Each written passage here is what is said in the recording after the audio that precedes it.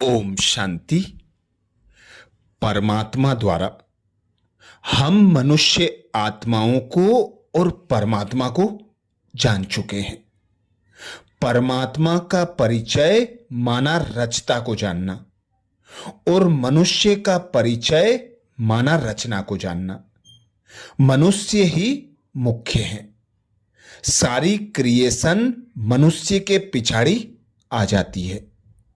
अब हम जानते हैं कि मनुष्य ही आसुरी और देवीय स्वभाव वाला बनता है। देवताएं भी मनुष्य हैं, असुर भी मनुष्य हैं। ऐसे नहीं कि असुर कोई भयानक शक्ल वाले होते हैं अथवा देवताओं को 3 नेत्र दिखाते हैं। ऐसे कोई मनुष्य को ज्यादा अंग नहीं होते। सारी स्वभाव की बात है। देवताओं के और असुरों के संस्कार अलग अलग हैं। असुर कहा जाता है 5 भूतों को। यह 5 भूत मनुष्य में हैं, तो मनुष्य को असुर कहा जाता है। इससे ही मनुष्य दुखी होते हैं। अभी इन संस्कारों को बदलना है, जो पूर्ण ज्ञान से ही बदलेंगे। इन 5 भूतों से छूटने की सफा देने वाला एक ही समर्थ परमात्मा है। परमात्मा ही मनुष्य से देवता बनाते हैं, अर्थात स्वयं भगवान निराकार पिता परमात्मा श्रेष्ठ संगम युग पर इस भारत भूमि पर अवतरित होकर ब्रह्मा तन का आधार लेकर हम बच्चों को ब्राह्मण बनाते और हमें मनुष्य आत्माओं का और परमात्मा का सृष्टि के आदि मध्य अंत का ज्ञान देते हैं। परमात्मा का परिचय माना रचता का परिचय, मनुष्य का परिचय माना रचना का परिचय। वही आकर हमें समझाते हैं कि मनुष्य और असुर, देवता और असुर सब एक ही हैं। सब में स्वभाव संस्कार का अंतर होता है। मनुष्य ही देवीय गुण धारण कर देवता बनते हैं और जो मनुष्य 5 भूतों के वशीभूत होता है, अर्थात 5 विकार काम क्रोध लोभ मोह अहंकार के वशीभूत होता है, वह असुर कहलाता है। ये 5 भूत ही बाबा कहते दुख देने का आधार हैं। ये 5 भूत ही मनुष्य को दुखी बनाते हैं। अब हम आसुरी स्वभाव को पलट देवीय स्वभाव को धारण कर रहे हैं। पहले तो आसुरी स्वभाव के कर्म बंधन से पूरा छूटना है, अर्थात संस्कार बदलने हैं। देवताओं को सर्वगुण संपन्न कहा जाता है।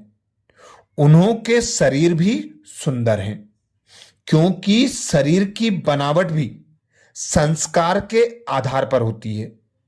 कोई अंधा लूला होता है तो कहते हैं कर्मों का हिसाब है, तो संस्कारों का आधार रहा ना। अब परमात्मा आत्माओं को पवित्र बनाते हैं तो शरीर भी सुंदर मिलते हैं। अब आत्माएं इम्प्योर हैं तो शरीर भी इम्प्योर है।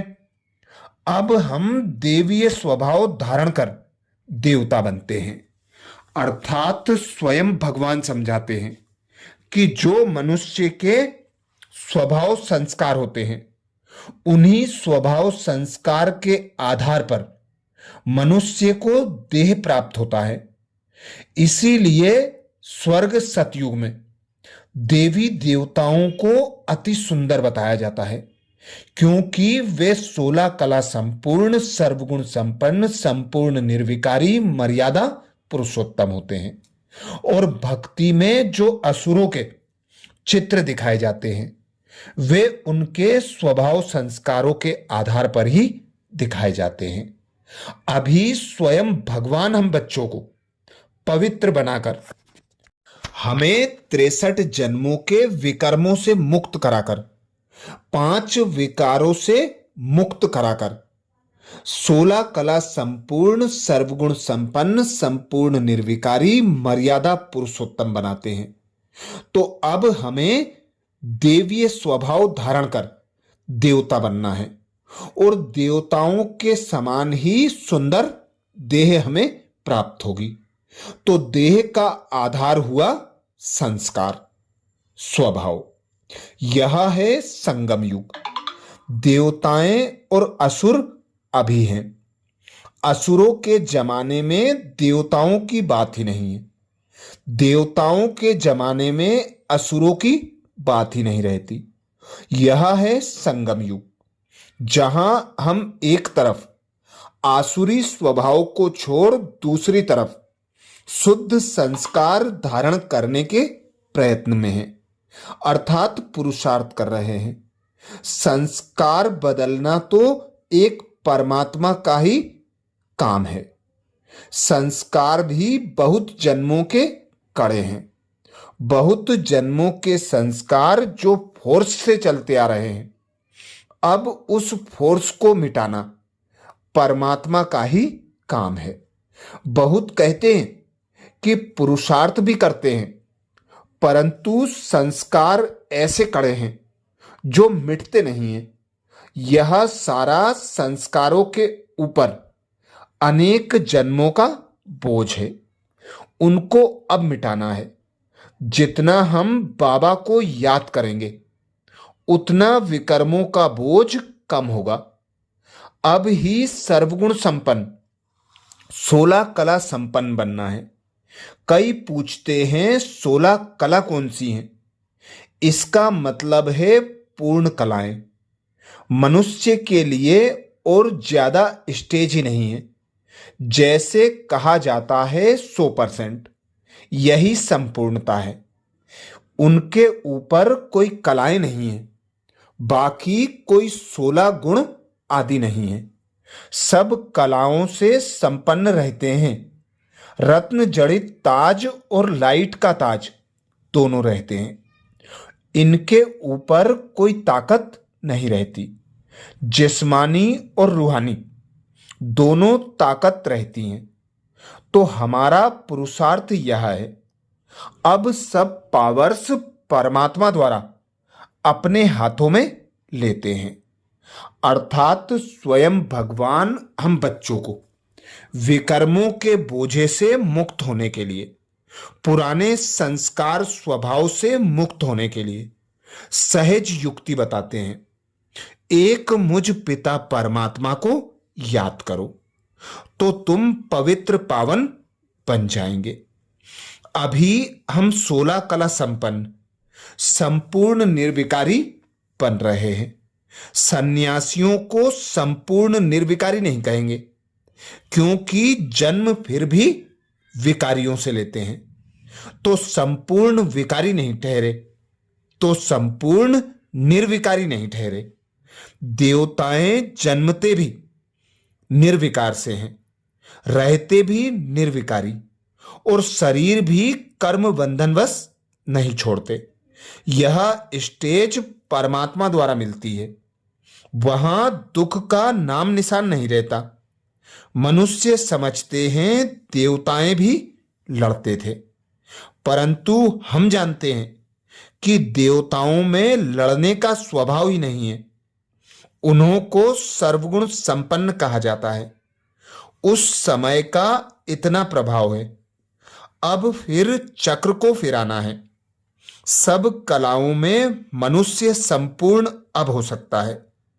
परमात्मा इस समय आकर संपूर्ण आनंद, संपूर्ण सुख देते हैं। तब ही सुखदाता, आनंददाता कहा जाता है।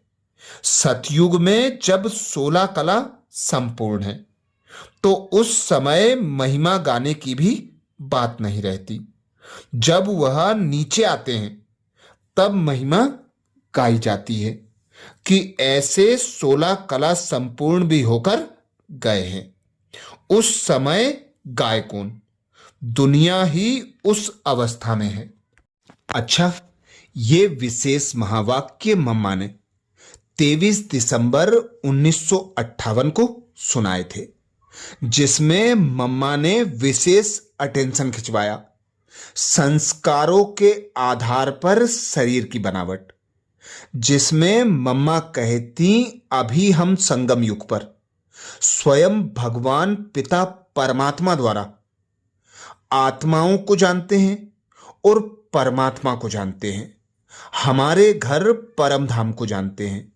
सृष्टि के आदि मध्य अंत की नॉलेज भी अभी संगम युग पर ही स्वयं भगवान ब्रह्मा तन द्वारा हम बच्चों को देते हैं, जिसके आधार पर हम आसुरी स्वभाव संस्कार से स्वयं को मुक्त कराकर देवीय स्वभाव संस्कार धारण करते हैं, अर्थात 5 विकारों से मुक्त होकर 16 कला संपूर्ण, सर्वगुण संपन्न, संपूर्ण निर्विकारी, मर्यादा पुरुषोत्तम, डबल अहिंसक बनते हैं, जिसके आधार पर ही हमें सुंदर देह प्राप्त होती है।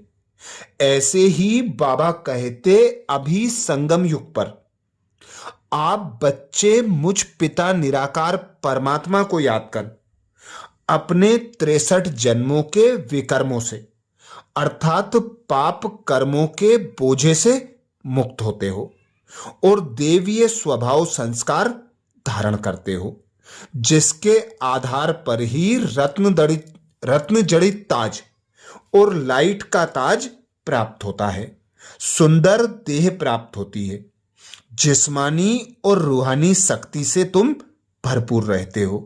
तुम्हारे ऊपर कोई होता नहीं, पर जब तुम्हारी कलाएं गिर जाती हैं तो तुम स्वयं की ही महिमा करने लगते हो।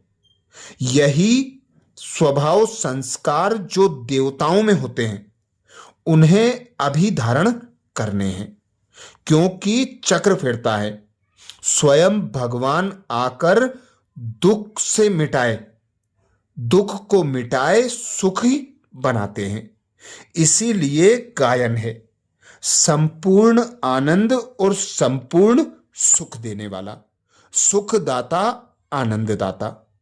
तो अभी स्वयं भगवान नई दुनिया की स्थापना कर रहे हैं और हम बच्चों को पवित्र बनाकर देवीय स्वभाव संस्कार धारण करा रहे हैं। अच्छा, ऐसे ही मम्मा के और विशेष महावाक्यों के लिए बाबा के चैनल को सब्सक्राइब करें, वीडियो को ज़्यादा से ज़्यादा बीके भाई बहनों को शेयर करने की सेवा जरूर करें और मम्मा के और महावाक्य और मम्मा की विशेषताएं तथा शिक्षाओं का मनन करने के लिए चैनल पर प्लेलिस्ट में जाकर सुन सकते हैं। अच्छा, ओम शांति।